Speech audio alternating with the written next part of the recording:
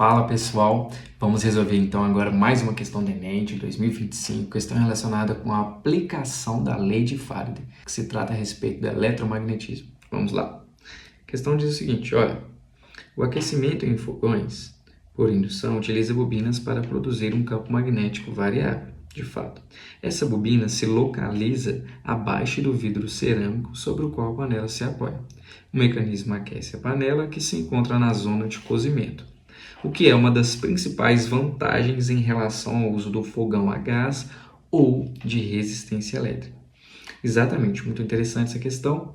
Aplicação direta, né, das leis do eletromagnetismo.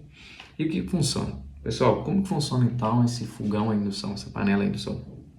Basicamente, nós temos então uma bobina, né, variável que gerará um campo magnético que será ligada à tomada, né, da sua residência, e essa corrente alternada ela produzirá uma variação do campo magnético que, por consequência, produzirá as chamadas correntes de Foucault ou correntes parasitas, correntes em redemoinho, correntes essa que irão produzir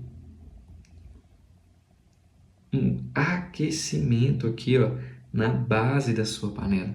Tendo em vista que essas panelas são ferromagnéticas, né? São feitas de um metal que é sensível à variação do campo magnético e também à passagem de corrente elétrica através dele. E por aí, por efeito Joule, consequentemente, nós teremos aquecimento dessa panela, semelhante ao chuveiro elétrico, na qual a própria resistência desempenha esse papel com a passagem de corrente elétrica. Nesse caso, a corrente elétrica é uma corrente elétrica induzida, que será gerada no fundo da panela e que aquecerá então e cozinhará os alimentos devido a esse efeito Joule também. Vamos agora analisar então as alternativas para a gente poder analisar aquilo que é coerente e aquilo que não é, e então marcarmos a alternativa correta, ok? Venha comigo. Então, o uso do campo magnético tem uma variável tem a finalidade de, vamos lá, imantar a panela para indução? Não. Nós não queremos imantar, nós não queremos transformar ela em um objeto, em um ímã artificial. Ela já tem essa propriedade. Vamos lá. B. Movimentar os átomos de ferro concentrados no fundo da panela? Também não. Letra C. Emitir radiação eletromagnética aquecendo a panela através do vidro cerâmico? Não é o vidro que aquece a panela, é a própria passagem de corrente elétrica no fundo da panela. Letra D. Induzir corrente elétrica na parte inferior da panela, aquecendo-a por efeito Joule. Perfeito. É a alternativa D. A alternativa E, só para terminarmos. Gerar um fluxo de corrente de convecção no ar contido entre a região da bobina e o vidro?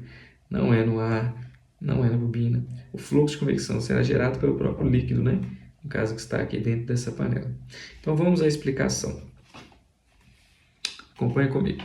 Aqui é um exemplo clássico de aplicação da tão conhecida lei de Faraday, correto?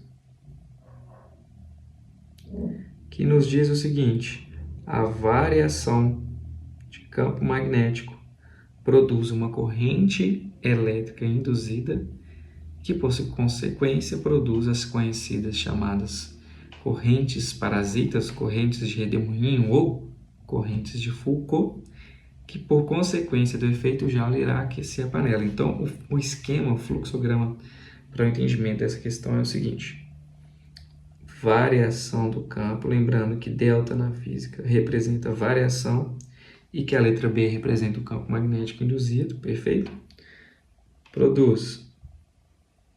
Gera uma força eletromotriz induzida, uma corrente elétrica induzida, que por sua vez produz aquecimento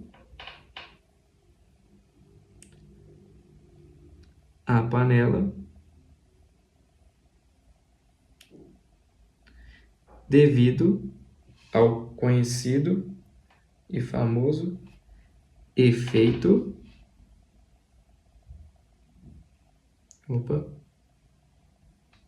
vamos consertar aqui.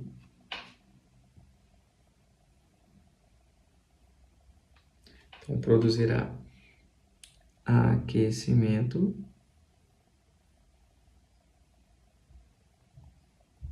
devido ao efeito Joule, famoso